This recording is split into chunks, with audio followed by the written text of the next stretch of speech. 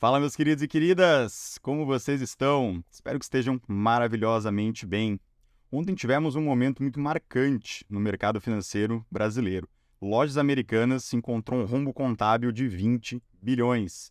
Olha o tamanho desse número, 20 bilhões. É até difícil para a gente conseguir sentir o tamanho desse problema. Para você conseguir ter uma referência, o Brasil ele gasta anualmente com educação em torno de mais ou menos 100 bilhões. Os gastos com infraestrutura giram mais ou menos em torno de 10 bilhões. Então, olha o tamanho, o quanto é expressivo essa informação. E como é que isso passou batido, Rafa? Como é que ninguém encontrou? Inclusive, são dados de mais ou menos 9 a 7 anos atrás. Então, tem bastante tempo que isso está sendo registrado errado na contabilidade. Esse vídeo ele não é um vídeo simplesmente informativo. Eu quero aproveitar essa notícia para te mostrar algumas ferramentas que a gente utiliza na assessoria que a gente mostra para os clientes no nosso dia a dia. Então é mais ou menos como se eu estivesse tendo uma reunião com um cliente, mostrando exatamente o que aconteceu e como isso pode interferir não só nas ações do varejo, como propriamente nas rendas fixas. Até porque lojas americanas têm dinheiro emprestado com investidores e muitos fundos que a gente está acostumado a investir têm posição nessas debêntures, então eles podem sofrer ali algum tipo de oscilação. Esse vídeo não vai ter nenhum tipo de edição, eu quero soltar ele rápido, e a ideia é que como se fosse mais ou menos uma reunião aqui com o cliente. Então é um bate-papo entre a gente, e se você ficar até o final, te garanto que você vai aprender várias ferramentas que é difícil a gente encontrar na internet. E tudo numa linha de raciocínio bem rápida e explicativa. Então vou começar aqui compartilhando a minha tela com vocês. E vamos começar dando uma olhada aqui nas notícias, né, que é o primeiro passo ali quando a gente vai tentar entender o que está acontecendo. Minha ideia aqui é que você vá ganhando autonomia, você consiga começar a fazer as coisas sozinho e não simplesmente despejar uma porção de informações para vocês, que no final das contas, toda vez que você quiser se informar, você vai ficar dependente de um vídeo do YouTube. Essa não é a ideia. A ideia é que antes de sair um vídeo no YouTube, você já entenda como é que você pode buscar essas informações de forma rápida e por conta própria. Então a gente observa aqui várias manchetes em quase todos os jornais do Brasil. Quero destacar um ponto dessa notícia em específico, que foi a maior queda desde 2008, a maior queda diária que aconteceu no mesmo dia. A B3 tem alguns mecanismos de proteção para esse tipo de situação. Esse mecanismo é o leilão. Ele espera ali durante um determinado tempo, geralmente 5, 10, 15 minutos, até os compradores e vendedores chegarem num consenso e organizarem para que os negócios possam acontecer. Esse leilão durou ontem quase até 1 hora da tarde, sendo que a bolsa abre às 10 horas da manhã. Então foi um período gigantesco. Algo bem assustador, mas uma experiência muito interessante para você que é investidor iniciante ou que já é um investidor avançado e vai poder acompanhar na prática algo que vai ficar marcado para o resto da história do mercado financeiro brasileiro. Então, primeiro você vai dar uma olhada nas notícias. Algo que chamou bastante atenção, no momento que descobriram esse rombo contábil, o presidente da Lojas Americanas pediu demissão, simplesmente foi embora. E você pode pensar assim, poxa, sacanagem, né, Rafa? Como é que o cara vai embora assim, no meio do furacão? Na verdade, ele estava na empresa desde agosto. Esse é um problema muito mais antigo que foi descoberto. Então ele falou assim, não, esse problema não é meu, vou puxar o meu carro. Inclusive, ele é um ex-presidente, ex-CEO do Santander. Então, quando foi anunciado em agosto que ele iria assumir todo o grupo do Lojas Americanas, que tem também Submarino, parte do Shoptime, várias empresas de varejo, né, as empresas subiram 20% no prazo de uma semana. Então, foi uma notícia muito positiva, porque é um cara bom de mercado. Quando ele viu o tamanho do problema, ele falou assim, bom, isso aqui não tem como eu resolver, estou indo embora. Então, a empresa ficou sem amparo. A gente pode observar aqui alguns detalhes importantes para a gente. Olhando a cotação, vamos olhar na prática o que aconteceu. Nesse último ano, a empresa caiu, né, de R$ 30, subiu um pouquinho, né, quando foi anunciado ali a questão do novo presidente, e posteriormente caiu, sendo que a última queda foi ontem, gigantesca. A empresa fechou em 2,72, sendo que teve gente que comprou ali na faixa dos 30, 35, 20. Então isso é muito importante para você ver o quão é complicado você investir no setor de varejo. Vou começar te explicando o porquê que isso é difícil e como é que passa batido, né, um rombo contábil ali de 20 bilhões. Inclusive não é uma situação que você fale assim, poxa, alguém fraudou esse número, Rafa? Porque isso passou por diversas auditorias. Inclusive, houve uma fusão do grupo no início do ano passado, então praticamente um ano atrás, onde eles fundiram com a B2W, que era dona da Submarino, e se juntaram num grupo só. Nesse momento de fusão, que a gente chama no mercado de M&A, já existe uma porção de investigação e detalhamento para você ver se a empresa está correndo redonda realmente. Eles não conseguiram pegar esse tipo de rombo, então é algo extremamente complexo. E por que isso acontece na prática? Primeiro, porque a contabilidade no Brasil é algo extremamente burocrático, tem muitas regras e é algo extremamente difícil de você conseguir entender. Existem brechas, existem formas diferentes de você registrar as informações e muitas vezes as formas diferentes de registrar as informações podem gerar esse tipo de discrepância, que projetado ao longo dos anos, pensa isso em 7 anos, 9 anos, pode formar uma bola gigantesca de dinheiro, que representa um prejuízo absurdo ali para a nossa empresa. Então, quero te dar um exemplo para você entender a dinâmica do varejo. As empresas vendem diversos produtos, cada um com um sistema de tributação. Isso não é vendido, simplesmente pagou, recebeu. Existem prazos desses recebíveis. Você vai receber daqui a um mês, ou você vai receber dentro de um fluxo de caixa, uma vez que isso é passado no cartão de crédito.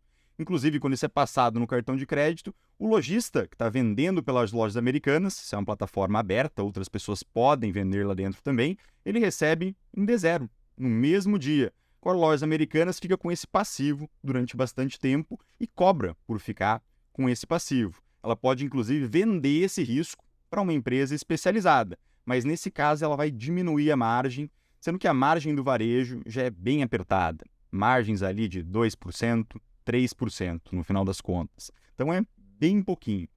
Uma outra situação é que com a Selic mais alta, empresas desse setor são extremamente prejudicadas. Você pode ver que essas quedas não foi só nas lojas americanas. Vou te mostrar aqui, por exemplo, Via Varejo.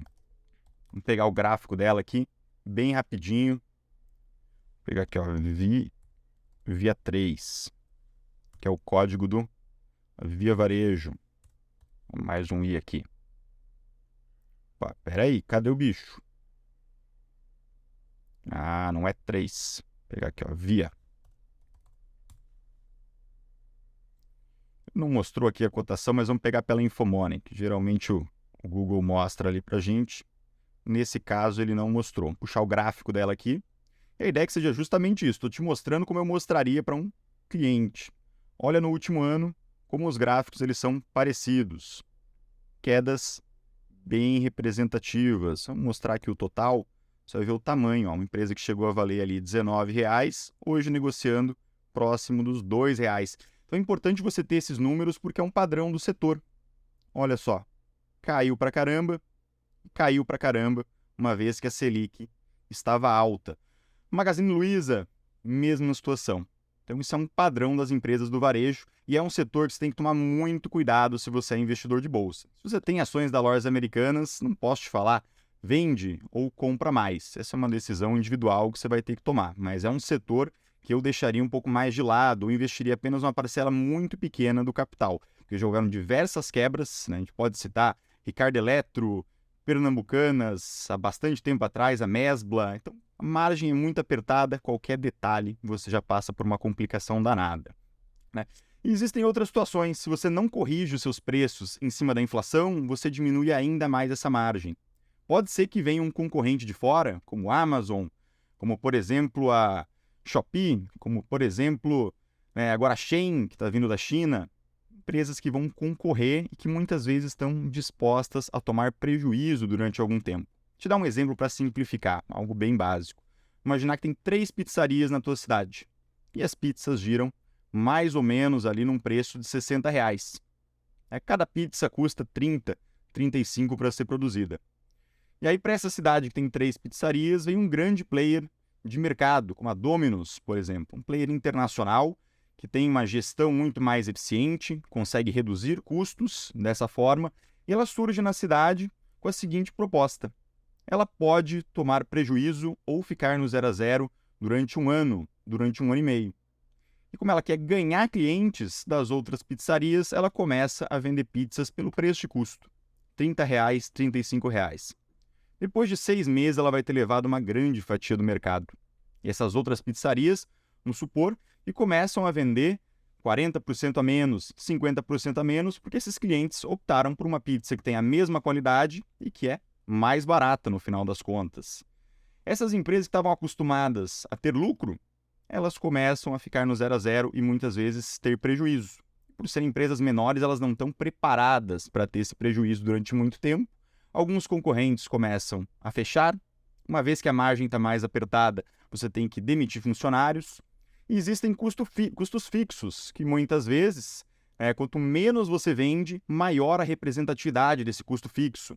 Como, por exemplo, você vai gastar a mesma quantidade de energia elétrica. A tua folha salarial também é constante. O aluguel do teu estabelecimento também é constante. Então, se você vende menos, aquilo se torna cada vez mais representativo no seu orçamento. Dando um exemplo simples para você conseguir trazer isso para o varejo e entender o porquê que tiveram quedas tão grandes e o quanto essa situação é complicada.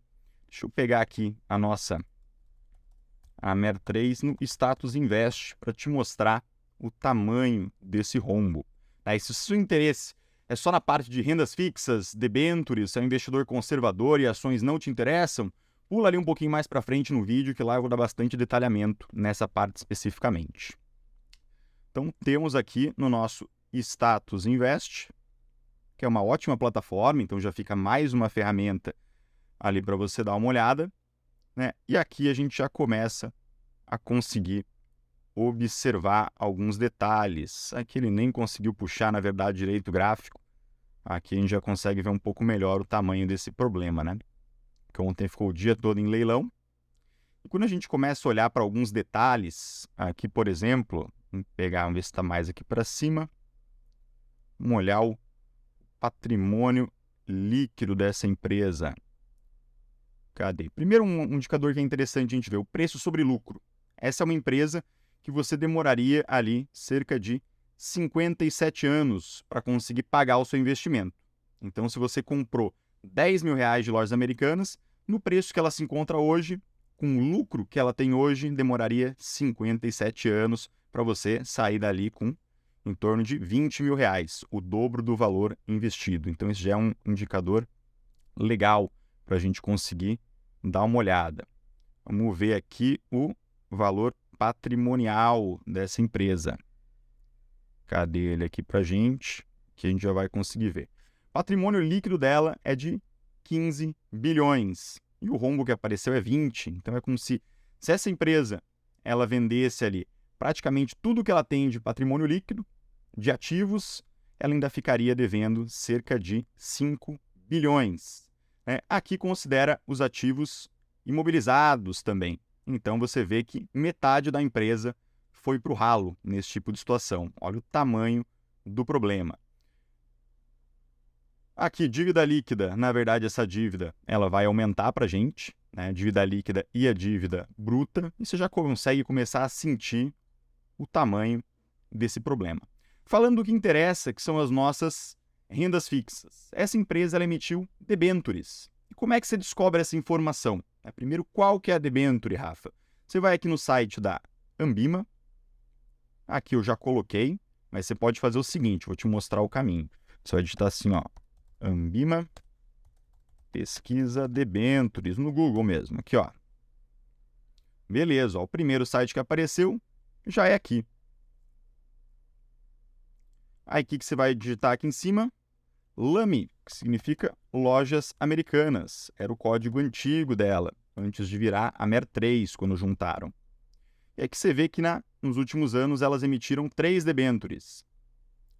Ponto importante para a gente verificar aqui, datas de vencimento. Ó. Essa aqui já venceu, não nos interessa, já foi tudo pago. Essa daqui já venceu exatamente no ano passado, em dezembro, também não nos interessa. Essa daqui ainda falta ali praticamente 1 ano e meio. Então é essa que a gente vai dar uma olhada. LAMI 19. Volume foi em torno de 700 milhões emprestado, a uma taxa de 117% do DI. Essa é a remuneração. Vamos ver se a gente consegue ver o preço delas, que esse é um dado legal para você acompanhar após esse vídeo. Aqui a gente já começa a ver que provavelmente teve uma amortização, ele pagou algum cupom para a gente, e o preço dela, como isso ainda não foi marcado, né, ele tem uma data anterior, ainda não mostra aqui para a gente. O que provavelmente vai acontecer com essas debêntures? O preço dela vai ter uma queda bem representativa. E onde que isso entra para a gente? O porquê que se interessa, Rafa? Eu também não sou um investidor de debêntures. Eu invisto só em fundos de renda fixa. Será que meu fundo será afetado? Como é que você descobre isso? Vou te mostrar aqui. Essa é uma ferramenta que muito pouca gente conhece no final das contas.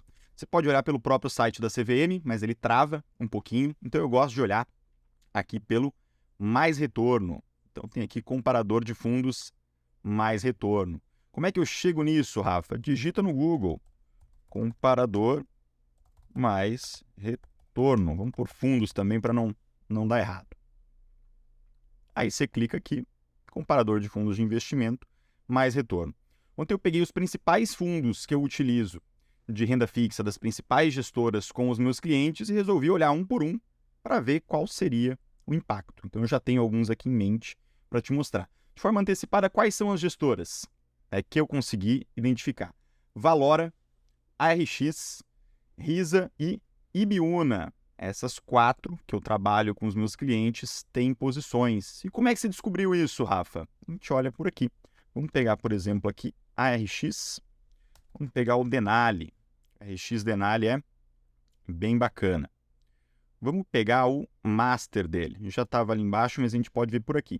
Aqui você já tem as informações do ARX. Então você pode ver que é um fundo bem tranquilo. Teve um estresse aqui, mas todos os fundos de renda fixa caíram nesse momento, por causa de um estresse no crédito privado.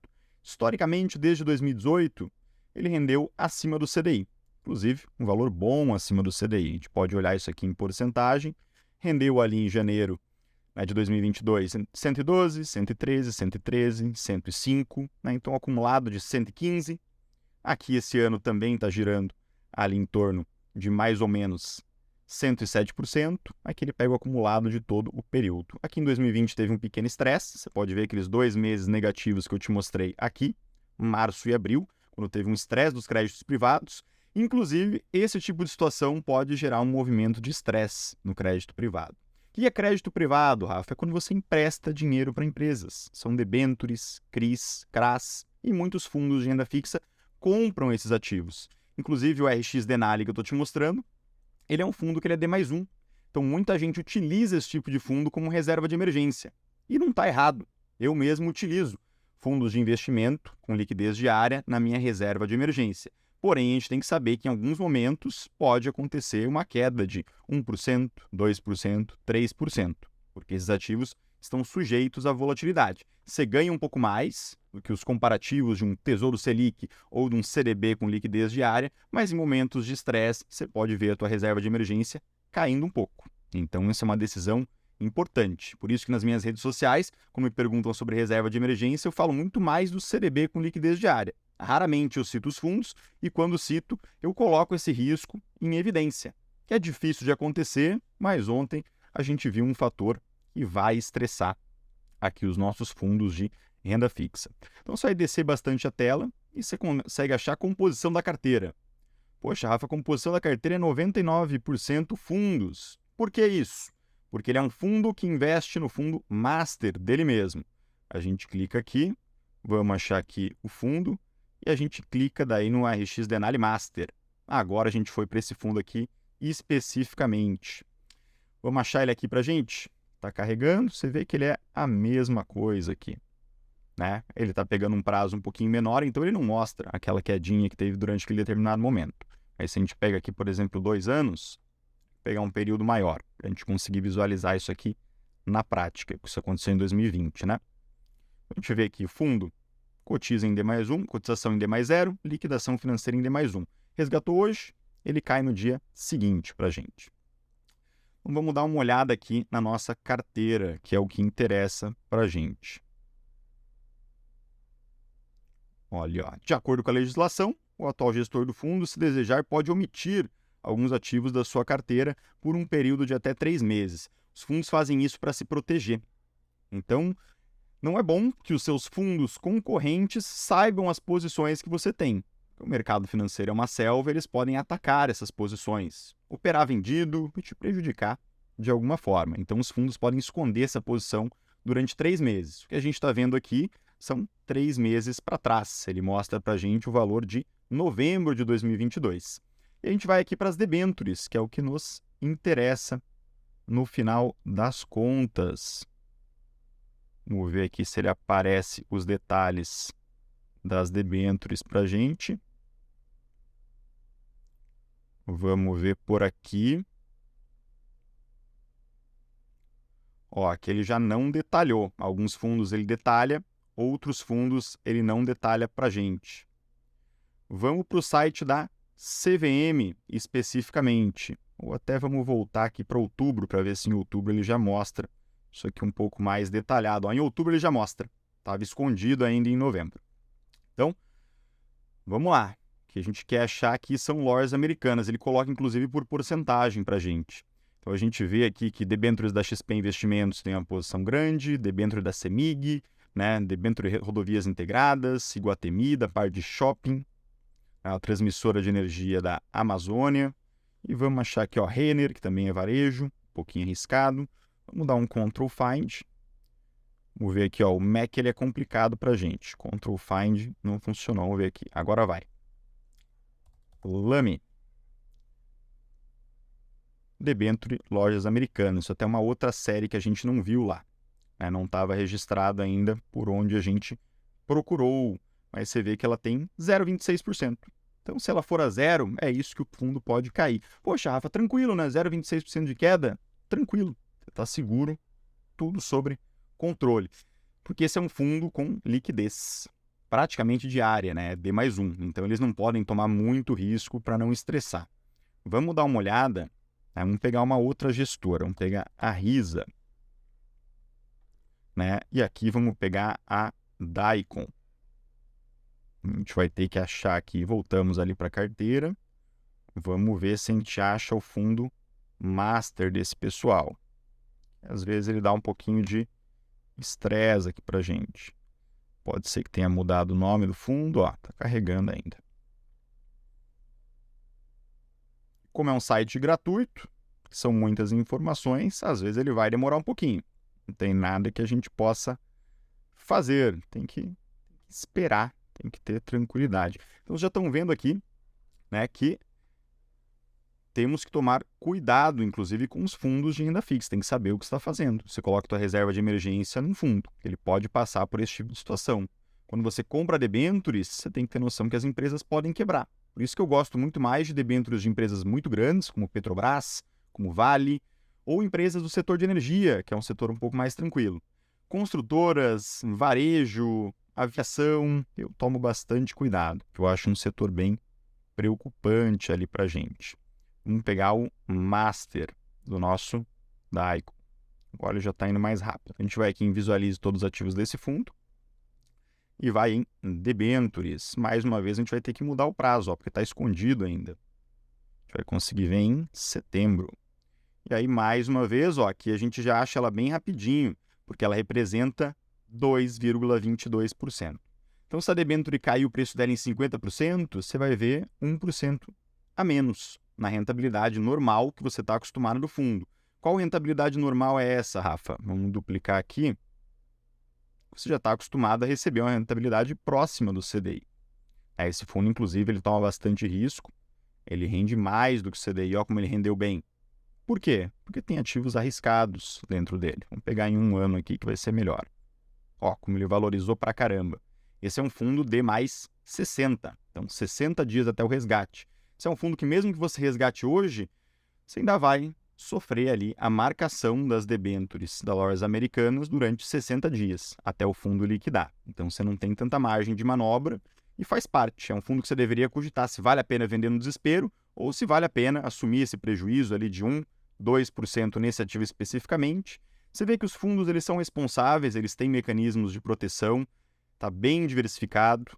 Então, a gente vê aqui Rodovias do Brasil, 4,68%. Outras debêntures da parte de locação, 4%, 3%, 3%. E a nossa Lojas Americanas, 2,22%.